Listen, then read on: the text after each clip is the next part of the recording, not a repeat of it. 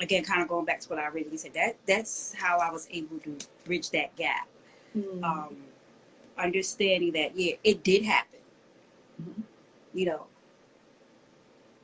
but the transformation piece belongs to me. That's on me. You know, it happened. And then the other part, because I was struggling with this actually, like last night. Not only is the transformation part mine, but boundaries to make sure that I don't go backwards. That's on me too.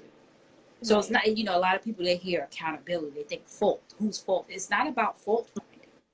It's all about making sure that you are in constantly, checking with yourself to make sure that you are acknowledging, um, reflecting to see where you are in that moment Mm-hmm. and to address whatever needs to be addressed so Right. that you are constantly, making whatever changes and adjustments and shifts that you need so that your transformation, because we're gonna, unfortunately, it's what, I think everybody has heard, mental health or recovery of any sort is not linear.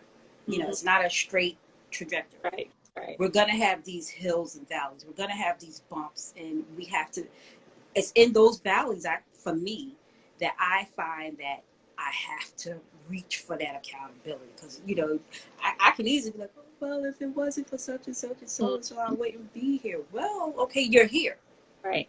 Right. unfortunately, but what are you going to do to get yourself out of it? Right. You know, I so think it goes back to our perspective, and what came to my mind, as always, our environment plays a big part, but that I think we kind of allow that to become an excuse, because mm, the environment should not determine the rest of your life.